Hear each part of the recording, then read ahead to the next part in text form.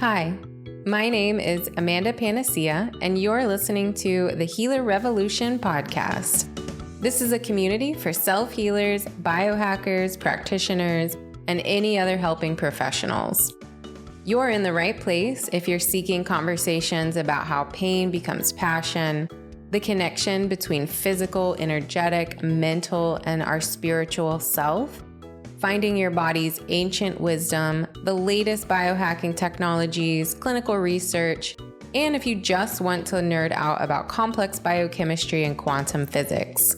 But this is also for entrepreneurs who seek infinite abundance and a supportive community.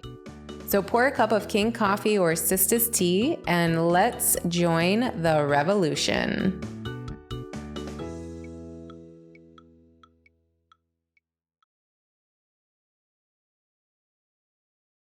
Hello, everyone. Welcome to the Healer Revolution podcast. I am your host, Amanda Panacea. I am really excited today to introduce one of my friends, Lisa Cipkar. Lisa is a board-certified integrative health practitioner and specializes in chronic illness, Lyme disease, and functional neurology. She especially loves teaching about the mind-body connection to disease in the body.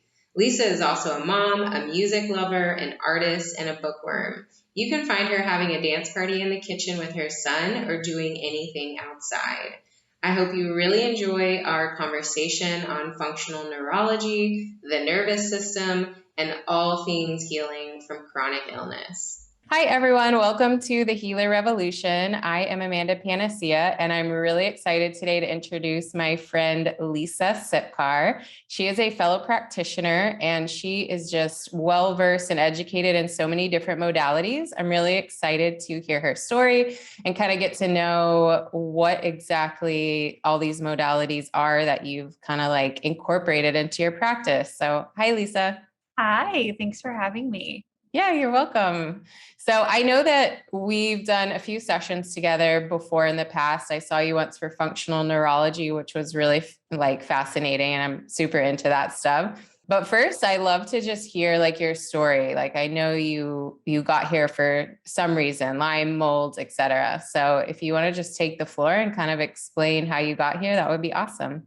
Sure. I definitely don't have your typical story when it comes to how did you get sick? How did you get better? But essentially, I was 22 years old, freshly married, had never been sick with more than strep throat when I was about 12, ever taken antibiotics before, all of that. Wow. And we went on our first trip as a married couple, about 6 months into being married, down to Florida, where my husband's family has another home. And we were with a bunch of friends, and we were going to stay down there for a few weeks, celebrate the holidays. And we went out to the beach on New Year's Eve and did a full barbecue all day long, stayed out all night.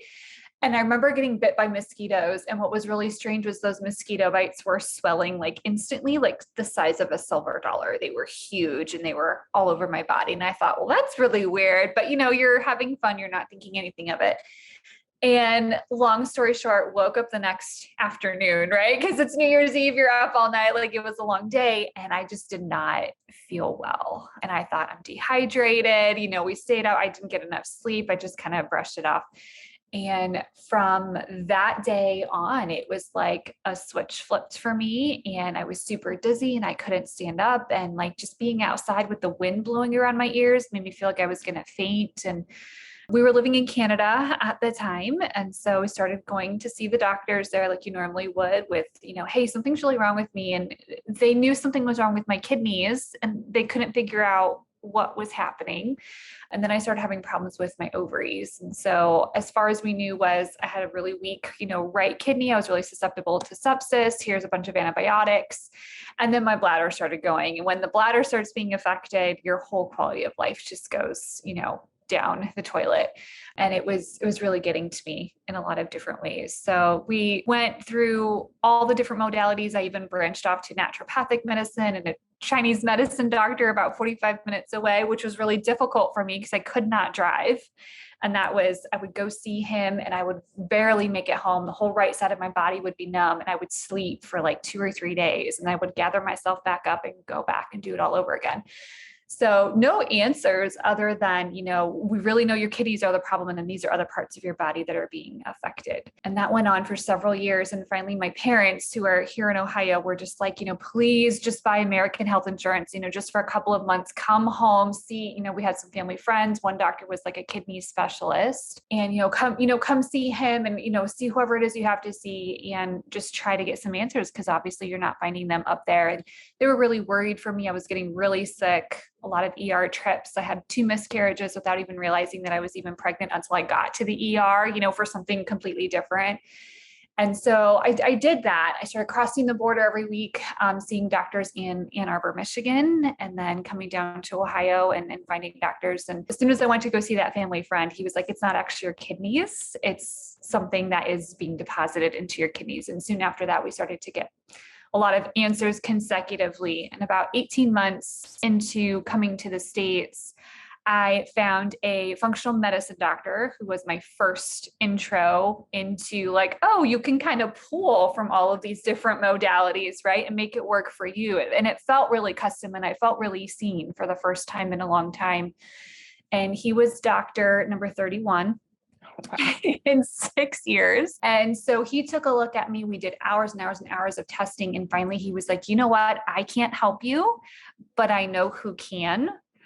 Give me a couple of days. I'm going to give you a call. So about a week went by. He called me. He said, hey, I'm flying in my mentor. And he is going to come to the office on Sunday. Are you free Sunday afternoon? Can you come spend some time with us? And I was like, okay, well, sure. And I really didn't know what to think. But at that point, I had Liam, which was a total surprise and wonderful. But being in postpartum hell was just really like, there was no quality of life, really. I was miserable. I was trying so hard to make the people around me happy, trying to be a good mom. And I just felt like I was failing miserably. My husband came with me and we had our son because we didn't have anybody else to watch him on that day. And they basically stuck a video camera in my face right away. And they said, you're going to be here for several hours, but we promise you it's going to be worth it. And so him and his assistant worked on me using functional neurology for about 3 hours, about 3.5 hours. And 50% of my symptoms were gone by the time he was done. And he was just doing all kinds of different things, right? Talking to the brain, chiropractic adjustment, but then going in like working on my mouth or playing with my ears. There's a lot of ears work because I had a lot of vestibular things. And so that kind of opened up the door to like, okay, hold on, someone actually does understand what's happening with me. And I've never had a concussion. I've never had trauma, like I hadn't had an accident or anything like that. And he said at the end of it, he was showing me the tape. He was playing it back for me. Like, this is how you were 3 hours ago. This is how you can walk, talk, multitask, do all these things, balance on one foot, for example, now. And it was like, I was watching a different person. Like it was really, really crazy. And I said, what am I dealing with? Like, you seem to have all the answers. What am I dealing with? He said, you have Lyme disease. And he pointed at my son who was playing in the corner of the room. He goes, and so does your son. You need to get your son checked out. He had just noticed from the way that Liam was playing at about 18 months old, not quite 18 months, almost there. He had noticed some things in his behavior. And I said, how do you know that? And he said, because I've recovered from Lyme myself. And so he walked me through the process, go to IGeneX, ask for these labs. I'll call the doctor ahead of time. And so we did, we saved up the money over the next couple of weeks. We sent in all the blood, which was a ton of blood, was not prepared for that. And the Dr. Shaw called me and he goes, can we keep your sample for research? It is lit up like a Christmas tree. Like, you have a really interesting combo of things. And I was like, sure. But for a girl who had never gone camping before, right? Like, it was just, all of it was just such a foreign thing. I really didn't feel like I fit the mold. And then of course that was 10 years ago, longer. And it doesn't really matter if you go camping, right? There's so many different ways you can pick it up. So we figured out that it was Lyme disease and about 6 co-infections. And then I had mold on top of it because I had been on antibiotic after antibiotic after antibiotic all the way up until I got that Lyme diagnosis. So then the question at that point was, you can get the port with the intravenous, IV antibiotics. You can do this, or you can heal your brain and your brain will heal your body. And to me, I was like, I've been taking all of these antibiotics for years and years that should have been effective against Lyme, even though I didn't know that it was Lyme, but that should have worked. And my kidneys were really suffering. I had to go in every month and get blood work done to make sure that they were okay. I was still having a lot of different issues, a lot of different symptoms. And I thought, well, if in that one afternoon, I was able to change so much of my nervous system function. I feel like that's the answer for me. And so I did treatments 3 times a week for 2.5 years, only pausing twice for a break for about 3 to 4 weeks, both times. And that was ultimately what got my life back after that. So not your Wow. typical story. No, I had no idea. You were sick for a very long time. For a very So, long time. It was 2009 and it's 2022 now. It's 12 years. wow. Yeah. What exactly is functional neurology? That's a good question. I think everybody has a little bit of a different description. When I'm talking functional neurology, I'm using it as kind of like an umbrella term. And essentially, it's a modality where you can use all kinds of different techniques to speak to the way that your brain talks to your nervous system.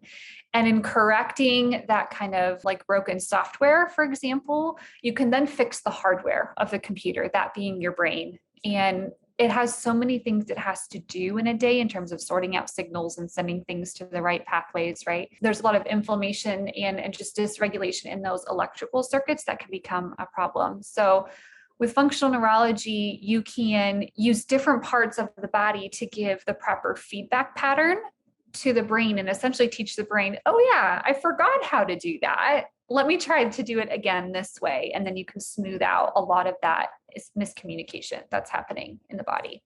Mm-hmm. And so do you have to be physically present to do it?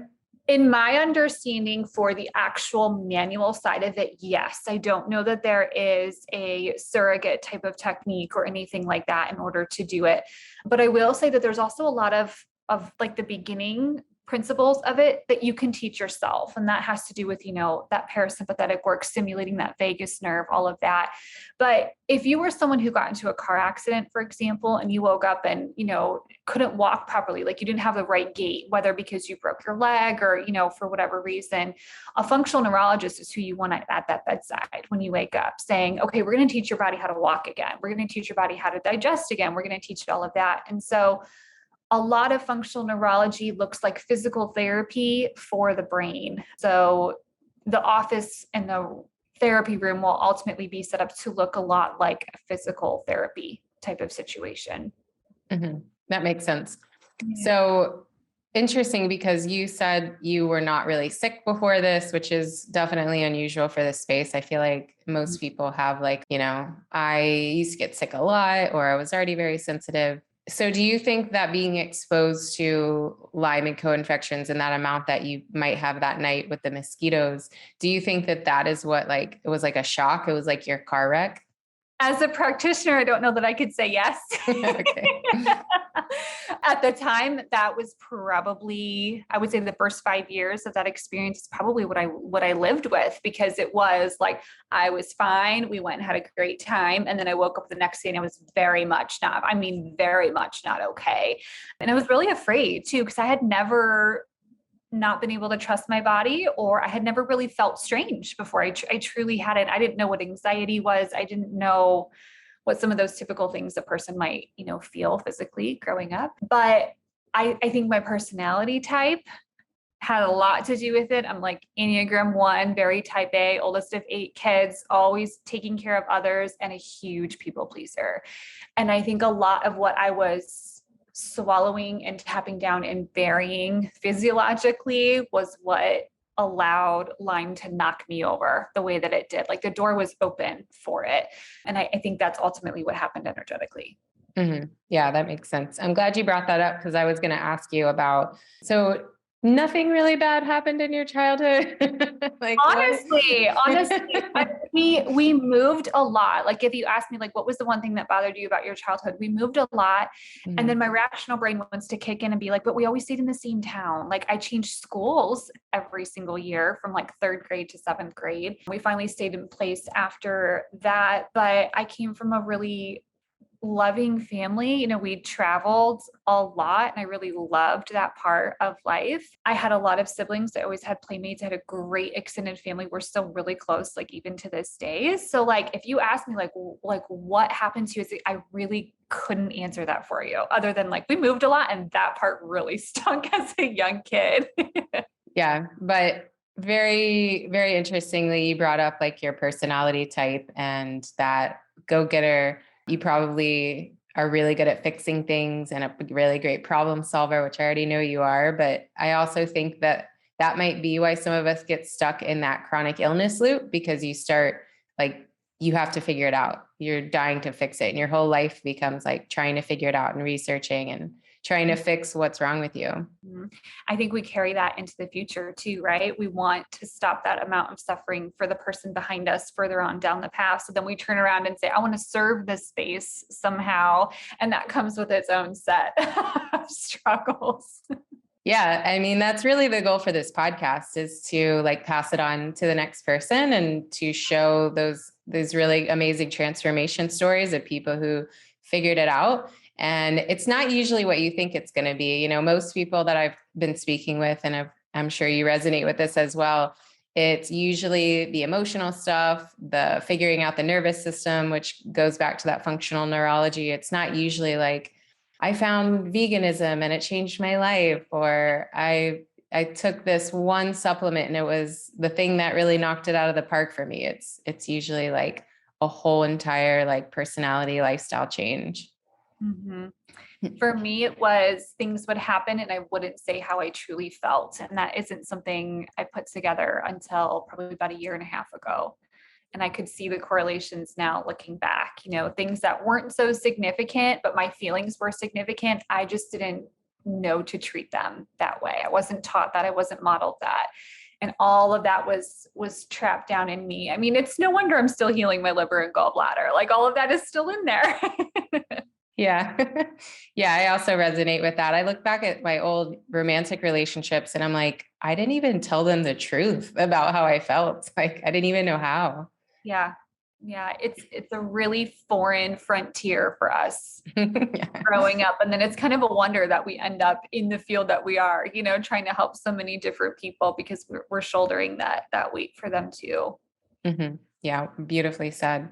So on that note, I know that another one of your modalities that you use is mind, body, spirit release. Could you kind of explain like what that is, what that means, and how that fits in? Sure. So MBSR is I call it a somatic technique. I really do feel like it's more somatically based. I don't know if everybody would agree with that. I don't know what Dr. Tracy would say with that, but Dr. Tracy Southwick is a wonderful naturopath down in Texas that developed this modality. And she was searching for an answer for herself in terms of like, hey, I'm having this really significant life-changing health issue. I know everything, you know, like I'm a naturopathic doctor, and the way that she describes it is so much better than I could ever put. But she was kind of like, hey, I must be missing something. If I got this sick, what am I missing? And I think it was a really kind friend or family member was like, you know, hey, you've never really dealt with this part of your health. You've always tapped down your feelings and haven't dealt with that. So she was no stranger to muscle testing and applied kinesiology, which I think my whole life revolves around at some point these days. But she wanted to find a way to talk to the subconscious mind at the same time as the conscious mind, and then find a way to connect the emotional, mental, spiritual parts of the body to the physical body using one technique. And a lot of applied kinesiology is one or the other, or severely limited. Like it's a very clear container. And a lot of these, you know, like emotion code is very specific. You don't really have a breakout from those original charts, right? So MBSR was born out of her, a really close friend, and then ultimately her daughter researching and experimenting in her clinic for about 10 years, trying to find the correlations between a specific set of symptoms, whether they were emotionally caused or physically caused, or even some type of mental block in terms of like a limiting belief or a mindset issue that was really recurring. And then she went even further and tried to tie it together to the generational pieces. And MBSR was the technique that was born out of it.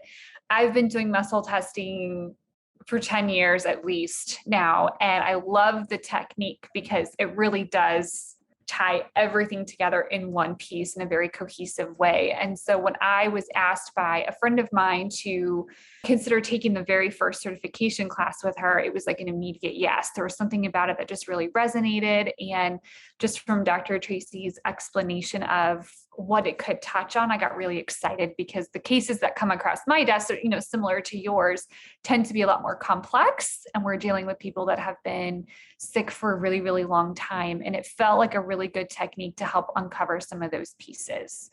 So I'm so glad I joined that class and, met everybody that I did in that circle. They're so incredibly kind and wonderful women. It's been really great. But the patterns that I'm uncovering and using it in my practice every day, and just the ability to do things, like help clear the people around me has been really, really rewarding. It's probably one of my favorite things that I've branched out and started doing for the practice. Awesome. Yeah, I didn't know you had done muscle testing that long either. So it's not really something that you advertise.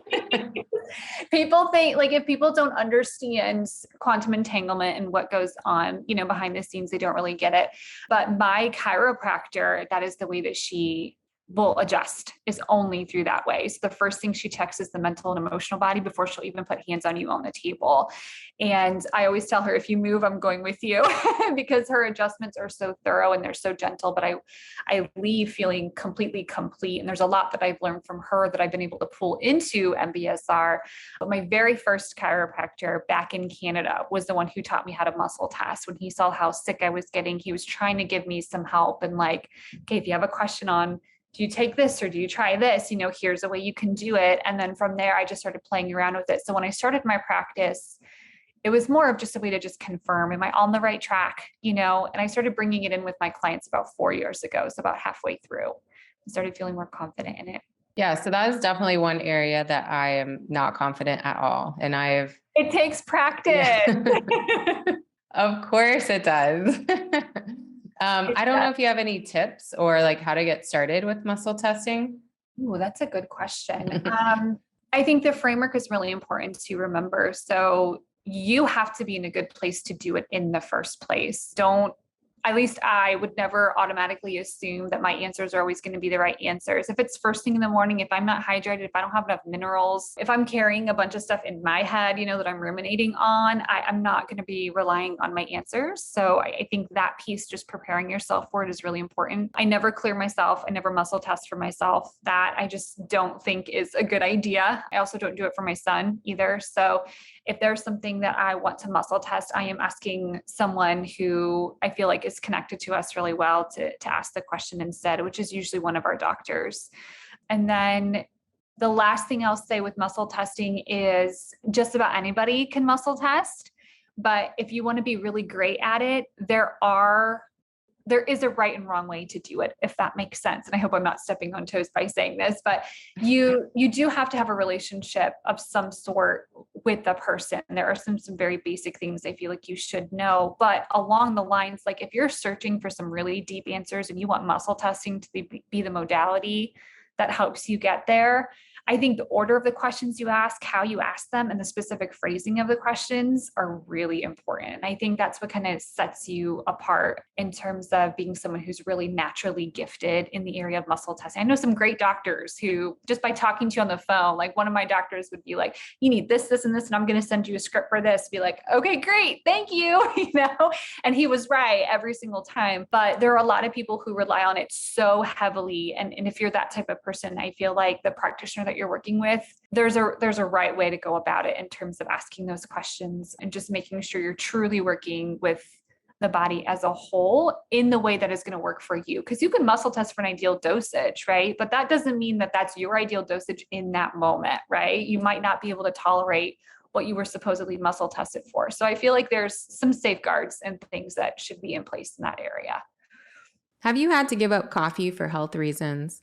Maybe because of the stress it was putting on your adrenals, maybe because it was messing with your sleep, maybe because you felt terrible after drinking it, or maybe because you were told coffee had mold on the beans and you needed to stay away from mold. Well, what if I told you there's an organic, mycotoxin-free, quality coffee that contains reishi spores or Ganoderma lucidum? Ganoderma lucidum helps to modulate your immune system, adapt to stress, balance hormones, and doesn't give you the jitters or shakes like regular coffee used to. Sounds too good to be true, right? It's called King Coffee by the company Organo. And King Coffee came into my life when I was struggling with chronic hives, full body eczema, and mast cell activation syndrome. I hadn't drank coffee in years because it made me feel anxious, shaky, and clammy. So I had no expectations that drinking King Coffee would be any different. However, I decided to give it a try after seeing lots of amazing practitioners talk about the benefits of reishi online. I tried a 7-day sample and the chronic hives were gone by day 5. I was in shock. After that, I dove into the research on reishi and found that there are over 3,000 peer-reviewed PubMed clinical trials using reishi Ganoderma as an intervention. The company Organo also has a patent protected on their harvesting process. They double crack open the spore shells, which makes them up to 80% more potent than the body of the reishi, which is usually used in other reishi products.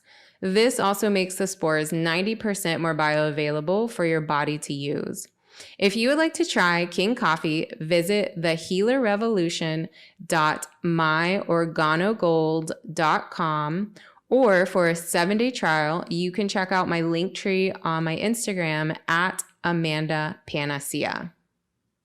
Yeah, I agree. I think you definitely need to have some sort of like clinical education as well, because otherwise, when I did the mind, body, spirit release, the first thing I say is try not to ask yes or no questions, just because you can get really tied up in like, should I take this? Should I eat that? And you're not really going deep enough to get some of those like more robust answers that are going to help like long term. Exactly. And then also like with energy testing in general, just because something may be beneficial doesn't mean, like you said, it's the exact right thing for you right now. Plus with like maybe all the other things you're doing, a lot of times you have to ask and make sure like everything together is also beneficial. Exactly. I think that's missed a lot. Mm-hmm. Yeah. And so I wanted to tell you this. I don't think I've ever told you. On the topic of energy testing, you and Lauren were actually the way that I found Balanced Health. Are you serious? Yeah, somebody mentioned. Yeah, somebody mentioned you guys like in a Facebook group or something for mold. Probably, I don't even remember, but I remember finding you guys was how I found them, and I was like, "This is so awesome! I love this test." Thank you for telling me that. That makes sense. I had no idea. Yeah, I don't know why I never told you guys. That is too funny. If Lauren doesn't know, I'm going to have to tell her. Yeah, I don't think she does. I definitely don't think I've told her either. It's amazing. Yeah, and I watched like all of your all's like reviews on how to read the test, and I just fell in love. So yeah, thank you.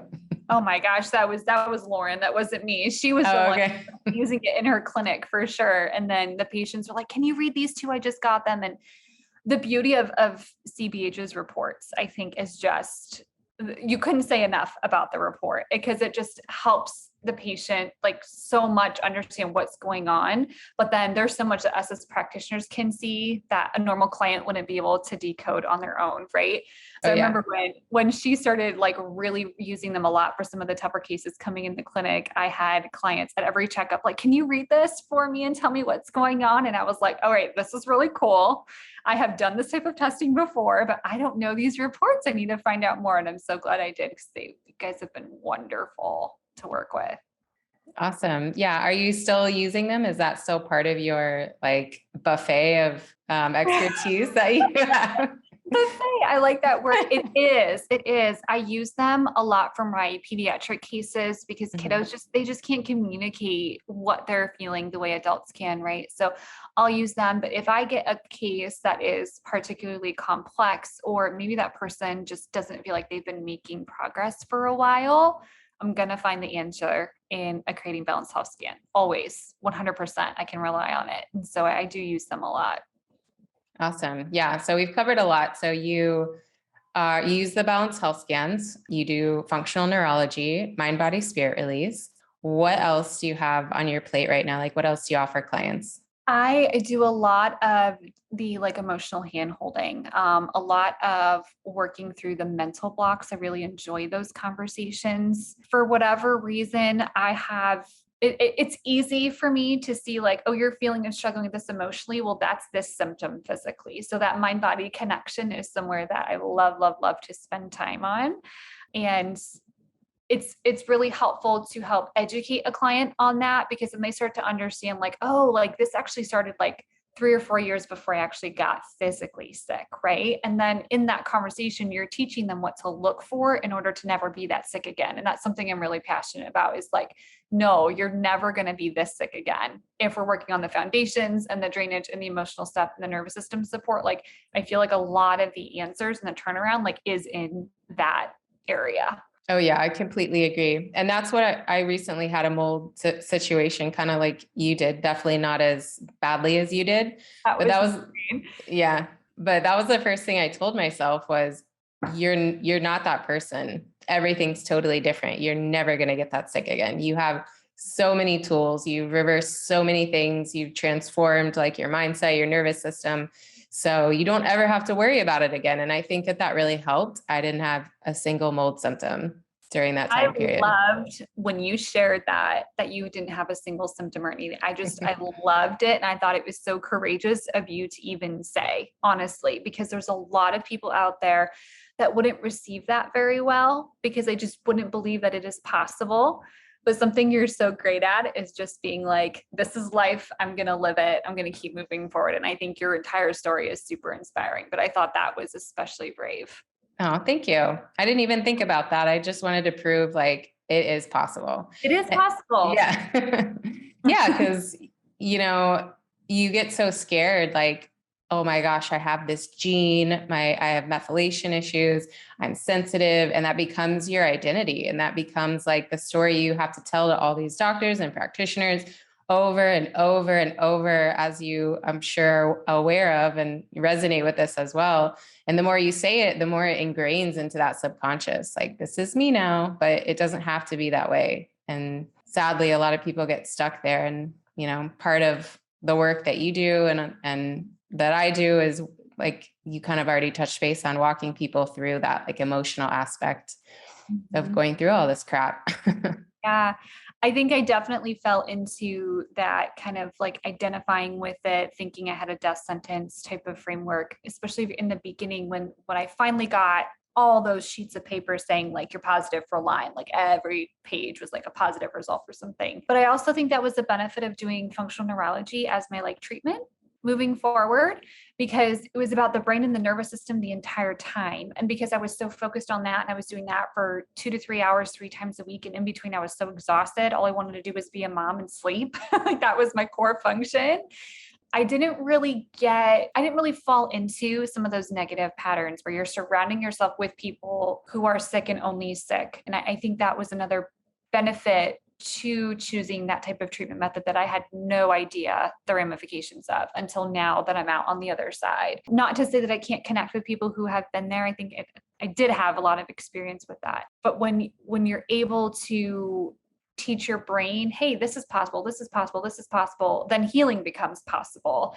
And it never quite disappears from your sight, right? And I think I'm really grateful for that piece out of my entire story, that I always did believe that it was possible. I just knew I didn't have the right framework yet. Mm-hmm. And that was what functional neurology was able to do for me. Yeah, that is pretty unique, especially for Lyme. There's, I don't know, 1,000 different modalities, protocols that people are like promoting these days, herbs and antibiotics and all sorts of stuff out there. Did you ever do any herbs or homeopathy, or were you just strict functional neurology? Oh, later on, after we were able to move past the like acute stage of needing treatment, when the POTS was recovered, when I had most of my function back, it became then about healing the damage from all of the antibiotics. I mean, during my pregnancy, I was off the charts high for bacterial load. And my doctor, who was also my boss at that time in Canada, knew me enough to run that kidney check when I came in for like my urine confirmation test. It was about 6 weeks pregnant. And she said she got the counts back after those 72 hours, of cultures. And she was like, we need to get you started on this and this. And it was 3 antibiotics my entire pregnancy. I mean, we just never stopped. I was still group B strep positive when it came down to labor, still had to get antibiotics during labor, all of that. And my kidneys were still really struggling after functional neurology was over. So then I turned to herbs, did a lot of different herbs, but at that point I was so depleted and my liver was so incredibly sensitive that I just was not absorbing them the way that I could. So then homeopathy came along, and that is what changed the game. And looking back now, I know like, well, homeopathy, you're talking to the brain and the nervous system, and functional neurology, you're talking to the brain and nervous system. So that works. So that's probably why homeopathy works so much. So in the end, it was still a very integrative approach. And I still reach for a couple things in both areas going through, like everyday life now. But in the end, I think I've been able to kind of dip my toes into every area out there when it comes to Lyme and just healing from what Lyme can do. Mm-hmm. Awesome. Yeah, you've done so much. So much. And do you consider yourself quote unquote healed from Lyme now? I don't associate with Lyme at all. I really don't. It's not a Lyme. It's not a Lyme. It's not a number or a name or a diagnosis or a title that floats around in my head. It's not something that I work my brain around. Is it in my past? Yes, absolutely. It was screaming in my blood, in the tests and things like that. But what I kind of resort to now is like, I'm healing from a chronic illness, and I leave it at that. It doesn't need anything more than that, Mm-hmm. Yeah. Where landed. Very well said. I think detaching from the list of diagnoses is the most impactful thing you can do if you're still struggling, just because that identity, like I already mentioned, just can just grab hold of your subconscious, and it's so hard to shed it. So it takes away the possibility of healing when you attach yourself to something that has the name and the statistics and, everything behind it that something like Lyme or mold or, whatever it is can have. Mm-hmm. Yeah, that's beautiful. And so I know that you just mentioned you had a mold situation too, and yours was very severe. I was worried about you when I saw it. Here's the thing, when all of you, like, as my fellow practitioners and colleagues were sending me messages like, oh my gosh, Lisa, that is so bad. I think it set in for me after the fact. So I'm living in a 113-year-old house. It's wonderful. It is an in-between house. It is not something I'm going to be at forever. But when I was looking at buying this place, I knew enough that I had to do my due diligence, right? So all the testing came back great. My dad is a contractor, so I had a lot of faith in like, if something needs to be fixed, if dad can't fix it, Patrick can fix it. And so I was confident in that. And what was really interesting was around Thanksgiving of 2021. So last year, remember, it was like actual Thanksgiving break. And I think it was the day before Thanksgiving. And Patrick's family was going to have Thanksgiving like for their family. And I woke up that day and something was wrong with my bladder. Like that was my first thought in my head, was like, I feel like I have a UTI. And even though it's been a very long time, you still revert back to that thinking like, oh no, I have a UTI, antibiotics don't work for a UTI. I'm going to be in pain for days. It's a holiday. I'm not going to be able to see my doctor. Like you spiral out, right? So that was very much where I was. And then within a few hours, I started feeling I had a fever. I started coughing. I mean, I literally think I made myself sick. Mm-hmm. Because I just had reverted back to that. So like 4 o'clock rolled around and I was like, love, I'm so sorry. Like I'm not getting your parents sick. I don't know what this is. I'm going to stay home. And so I didn't show up for Thanksgiving, and I was going to the bathroom like every hour, and there was the pain and there was everything there. And of course, as soon as I could get into a doctor, I went and I said, I have this condition. It hasn't flared up in years, but I know exactly what I need. Could you please culture this for 72 hours? And they call back and like, there is nothing, like your counts are perfect. And I said, send me the report. Like I had to see the report for myself at that point because I did not believe it. And over the next couple of weeks, I realized my bladder is still bothering me. But if there's no UTI, then something is going on. And I haven't had a flare like this in about 5 years. So by January, I knew something was wrong. And it hit me sometime in January. I don't remember exactly what happened, but it was like clear as a bell, like you need to check the house for mold again. And I hadn't even been here for 6 months. And so I thought, really, could things have changed? And then of course I'm like, yes, it can change, Lisa. Come on, you look at this stuff all day long. So I did. I went ahead and I started doing various testing, and it all came back. And when I had those numbers in hand, I went to my urology specialist and I said, look, I found mold in the house. This is what's going on. Could we do the strep test? And so we did the strep test, and strep again was in my urine. It's been hiding in my bladder lining.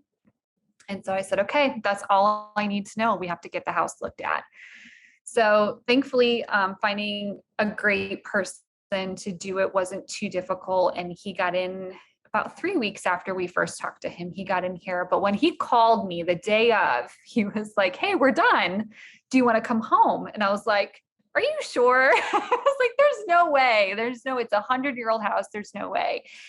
And I came home and he was like, "Look, I don't think you should be in here for a couple of days. Let all the chemicals and everything like die down. But I want to show you what we did and I want to show you the pictures." And when he showed me the pictures, I was like, oh my gosh, like I suspected. I'm so glad I didn't know how bad it actually was.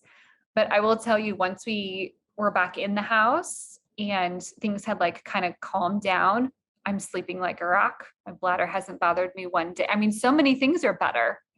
It's really easy to fall back into the patient mindset, with all of that. So crazy story. So glad it's over. So glad I had no idea how bad it was, but thankful that my body was talking to me and telling me that something was wrong. Otherwise I would have kept on living, and who knows what would have happened to my son or the cat or, like you're in a house with mold, everybody's going to be sick in some way, whether or not they know. So insane, absolutely insane. Yeah. And for those listening, you all heard, like, what was it? Your chimney area, like all up the house was just riddled with mold. My whole family was like, "You should leave the brick exposed from the chimney. That's a really cool aesthetic." And I'm like, "No, guys, the chimney was the problem." So again, a little bit of a different classic mold story, but the bathroom upstairs ran along an exterior wall. And the way that they built it, because I have like a vaulted ceiling up there, was they built the bathroom around the chimney stack in order to maximize the space. It's a decent sized bathroom, but in doing so, and because they didn't do a great job, they didn't insulate between the exterior brick of the chimney stack and then the wall of the bathroom. And so back then they did plaster, right? And they did a couple layers of plaster. And then you put sheetrock and drywall on top of all of that. Well, I was getting bubbling in the paint, freshly painted bathroom after a rain. And I was like, is this air? So it turns out that the HVAC system was improperly installed. So not only was there some currents knocking up against each other right there on that floor at that part of the chimney stack, because you had what was coming in from outside and then what was coming up from the basement, but the pressure basically imploded everything. And so the moisture kind of burst and came out into the walls of the bathroom. And that was when you saw that one picture where the whole paint, all the layers of the paint came back on one big huge piece and it was all black on the other side. That was the picture. Everyone was like, "Oh my gosh, it was there." It was insane. Yeah. And it says something, I feel like, that it's a house that old, but it waited for the 6 months after you moved in to get that bad. Isn't that funny? It was the dead of winter, so it must have had something to do with the different temperature changes and all of that. But yeah, could have been a lot worse at the same time. I don't know how, but okay. It could have been like more of the house, and it really was located only in that area. They've checked everything else, and I was like, "What about this? And what about this? And what about the basement?" And they were like, "No, ma'am, like we have checked." Okay. Good. Well, I'm really glad you're feeling better already. That was a pretty fast recovery for mold for sure. It was. I'm still detoxing. I'm still treating. I'm still clearing it out for sure. But the turnaround was pretty quick, and I'm really grateful for that. Mm-hmm. Awesome. And I like how you mentioned, I like how you knew to ask for strep, because that's one of the things mold will do is it will suppress the immune system so that those hiding like infections and pathogens can kind of come out to play again. Yeah. You can never know. It's always such a mixed bag when you have mold. Yeah, exactly. Yeah. So, yeah. Yeah. I had a lot of like bladder issues and weird infections, and I had cervicitis, and it was just awful when I was dealing with mold. And I was like, what is going on? What's wrong with me? Doesn't make any sense. Yeah. Yeah. Weird infections that you can't get rid of. Always think mold. Mold. Absolutely. Yeah. All right. Well, it's been awesome getting to know you, but I want to kind of scope back on like what your business structure looks at, because I feel like you're just so brilliant and successful. And I've never heard anyone say anything negative about you. Every person that you've ever worked with is just like, oh my gosh, I love her. She's so amazing. She's so brilliant. So what does like your day-to-day life look like? Do you take on like certain types of clients? I know you work with kids, which is really unique as well. Yeah. Well, first of all, if you've ever said something kind about me, thank you. It's very meaningful and special. Yeah, you're awesome. Oh gosh, I feel like I am out of my depth next to a lot of you most days. No, you've taught me so much. Oh, thank you. The structure of my business, you know what? It is constantly changing. I have to be honest. It's constantly changing. I think you probably have asked yourself the same question, right? And maybe that was part of the reason for a podcast, which I was so excited about, by the way. I meant to tell you that. We're always asking, how can I help more people, but help them in a quality way, right? I think burnout is something that I've gotten a little too familiar with over the past 2 years in a way that I really don't like, that I'm actively making changes over. But I do a couple of different things. So first and foremost, working as a practitioner, the health coaching structure, I'll do one-off consults if that's what someone is more comfortable with. I do a lot of different coaching packages and things like that. I have recently scaled back to taking only 6-month-long coaching clients because I feel like you really do need that deep dive when it comes to chronic illness. I think that's a big lesson that I have learned over the last few years. So 6 months of coaching, and then the one-off consults. I do work with kiddos. I do that in Lauren's clinic right now. And then I also do some consulting for doctors around the country. So if they have a case that they just like, hey, like, I can't figure this out, they'll hire me to be a fresh set of eyes, and I'll look over everything and make some suggestions, maybe hop on a call with the family and just try to put some new ideas, in the ring. So I enjoy that. It means most work days are different. I kind of don't really know what to expect or plan for, but that's great. And I love the people that I work with. And then lately, a big practice has been the MBSR piece, which took off in a way that I never could have imagined it taking off. So lots of different things. Would love for it to be a little bit more cohesive, just because my son's getting older. That season of life is a lot different than the current season of life. And I don't know, we'll see. I don't know if that answers your question.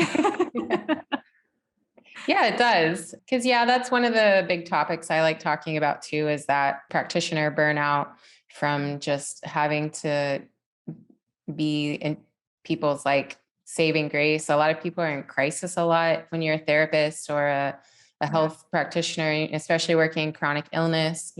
Part of that recovery is, we've already talked about detaching from a diagnosis. And if you are every day talking about Lyme still, it's still in the forefront of your thoughts. Exactly. So it can be really hard to detach when that's your whole life still. Even if you feel like you're getting better, maybe the trauma that you went through is reactivated or triggered with people you talk to. Even if you don't know it could be very subconscious. And then I think in all helping professionals, we start out so excited. We take on as many people as we can. We don't have a niche or a specialty, and we're just so excited to work with everybody. And then months, years later, we start to get really, really tired and burnt out. And then we have to figure out like what is our pay structure? Who do I like working with? How much do I need to make to be comfortable? What are my self-care skills? And it's a process. It happens with everybody. It's a constantly evolving process for sure. And then I think what I got stuck in was I would meet someone and their story would be just like mine, just like mine, just like mine. And then soon everybody's story was just like mine, which meant I had to help them. And then you get attached all over again, but in a different way. It's a lot of working on being present, but also being mindful of where your body is pulling you back into versus where you want to be. And I think that's another big struggle for me, other than the burnout, is just reminding myself, like like Dr. Kat says, I am here in this now, and it's all going to be okay no matter what. Like, I can't tell you how many times a day I tell myself those two sentences. Yeah, definitely. And Dr. Kat, she's referring to the founder of Primal Trust, which is the most amazing program ever. So little plug there. Phenomenal. So phenomenal. You've got that functional neurology piece. I think her gift is in how she's able to explain what is happening physically to your emotional being. I think that is something that she just like, I've been in this world for how long, but when I listen to her speak in her classes, I'm like, oh my gosh, that's the perfect way to describe it. And it's great. She's really, really gifted. Very thankful for her. Yeah. And another thing that I love about her and her program is how much she goes into the resistance aspect of it and why you're having that resistance. Because everybody has it. Yeah. People feel really seen and cared for in that. And I think that's ultimately what encourages them to keep going when they don't feel so alone. Because we've all been there. We have this weird thing going on in our body. Doctors can't make sense. I mean, look, it took me 33 doctors in 2 countries to get an answer. And a lot of people have worse numbers than that. And so when any type of hope, I feel like we keep coming back to this in our conversation, any type of hope that we see, like we are grabbing onto that and we are holding on for all that we can. Yeah. Well said. So I have a few closing questions, if you don't mind. Sure.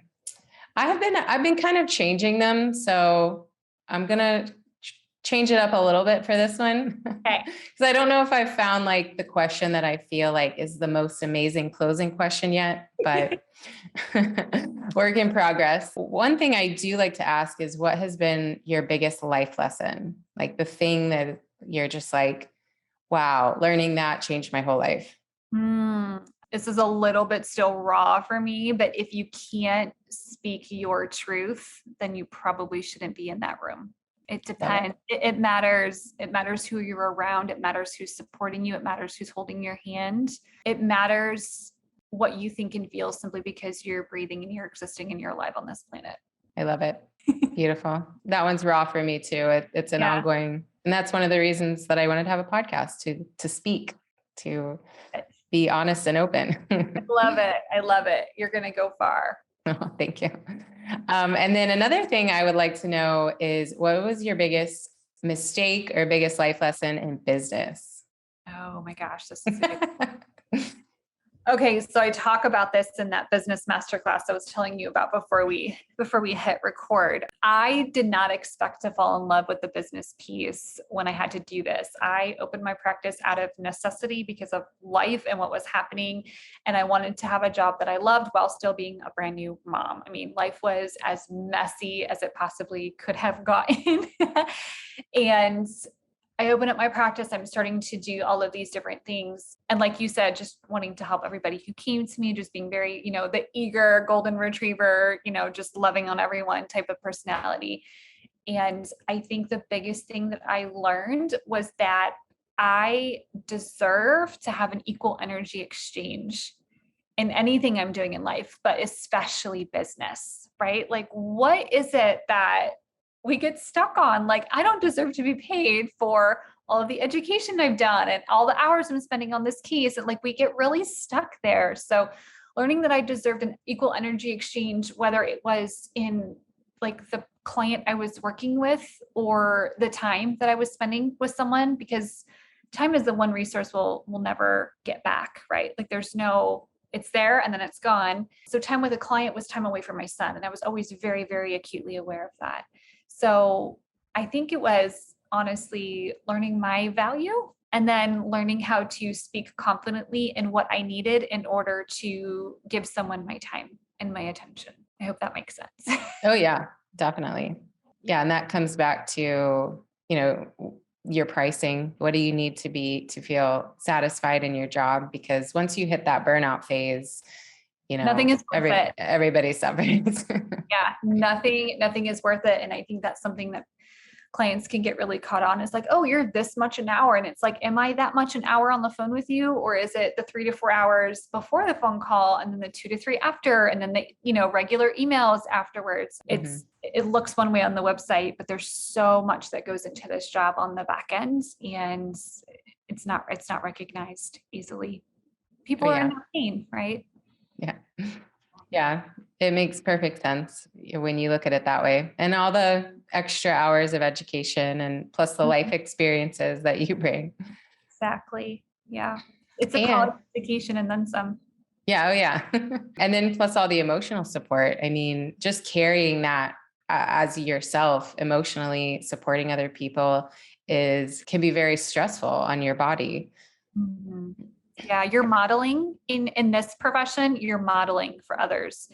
And that is exhaustion on one level. But when you're modeling and teaching at the same time, I feel like that burnout can go even deeper because you're mustering up energy you don't already have in the first place, but in order to help someone come out of the darkness, and so you're really trying. And that can be, even if it's just simple, trying to teach someone how to do EFT, I do a lot of that. And it can be difficult. So you end those calls feeling so depleted, and you can close the laptop and you can walk away from the office, but your family is still waiting for you. Your loved ones in your personal life is still waiting for you. And when that burnout hits, there's no price that's worth it at that point to give up what we've worked so hard to heal from, in order to have that life. So delicate balance. Yes, definitely. Well, I don't know if I have any other questions. Would you like to explain like all the services you offer? Like you mentioned the business course that you released. I know we didn't even touch base on that. You just have so many things. I've had my hand in a lot of projects lately. Now Yeah. it's rest. So I recently did it's about 4 hours of work total. It's about 2 hours of classes, a business master class, because I had so many people coming to me and saying, hey, you've done really well for yourself. I'm just opening up my practice. What is it that could you give me some advice? Could you look at my business plan? Could you help me figure some things out? And it was incredibly flattering, but so not something I felt worthy of doing. And Patrick really encouraged me to just like sit down and maybe create a resource, for them. And you can kind of point them in that direction, answer all of those questions. And so that was a lot of fun. It was a lot more fun than I realized. It was my first official like course putting together, and really enjoyed that. So I actually pulled in my business coach and I had her sit down and do I think we talked for like 80 minutes of what were some of the big mistakes you saw me making? Like, how did you help me work through some of my big mind? It was a really fun conversation and everything kind of spiraled out of that. So there's the business masterclass. And then something that I've been teaching for a long time since Lyme was my program that I called 6 Weeks to Stability. And it was all about foundations and drainage before drainage became big. It was when I was working with Dr. Todd and Dr. J, like as a patient, when Cellcore was just a baby company and they were testing out their processes and things, I was working with them. And, Dr. J made me promise, like, take what you're learning and teach as many people as you can with this. We want this information to get out. And so I incorporate a lot of functional neurology and a lot of the emotional set of things, and then added that drainage piece that I felt like so many people were missing. And that became my signature program. So I'm working on getting that to be an online, evergreen, self-paced program. It'll be months before it's ready, but it's there. It's my baby. We're working on it. It'll be good. So everything else that I offer can be found on my website. It's just lisacipkar.com. And then on Instagram, I'm Lisa Cipkar _IHP. Awesome. And your last name is spelled how? Cipkar. Perfect. So I'll put all that in the show notes so you guys can find her there. Lisa, is there anything else any big projects, anything coming up for you? Any exciting news? Honestly, not that I know of. We'll see. Looking forward to just trying to enjoy summer with my kiddo. I think that's the biggest focus right now. Yesterday, he actually told me like, Mom, when are you taking a vacation? And I was like, oh, that's not good. And so I told him, I'll take a vacation whenever you want me to take a vacation. So we're taking a couple weeks off over the next couple of weeks and going to go do some fun stuff for summer. So I think rest and recharge is the name of the game right now. Awesome. And what are some of the things that help you rest and recharge the most? I'm a huge bookworm. So I always have a stack of books at all times. I'm often reading 2 to 3 books at a time. Wow. And then Liam and I love to be outside. So we do a lot of hiking. He wants to go to a water park. So we'll plan that out. And we'll see what else summer has in store for us. Awesome. Well, that sounds really fun. Thank you. All right, Lisa, it was just so fun to get to know you and to learn about all the different modalities that you have to offer everyone. You're just such a light and such a wealth of information.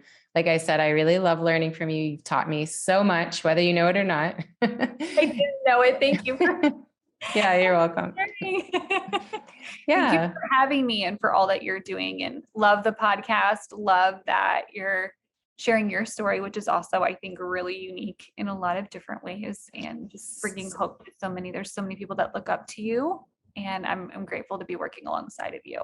No, thank you. Yeah, it's so therapeutic to share your story, to process it. So it is. It changes as time goes on. It definitely changes. Mm-hmm. Yeah. So maybe next year we'll meet again. Sounds good. All right, Lisa. Well, it was so fun talking to you. So thank you everyone for listening. Thank you so much for listening to the Healer Revolution podcast. If you're enjoying what you're listening to, please do me a favor and like, subscribe, leave a comment, anything that can help get this information out to more people who may be struggling. You can also find me online at thehealerrevolution.com or amandapanacea.com, and you can also find me on Instagram at amandapanacea. Thank you so much for joining the revolution.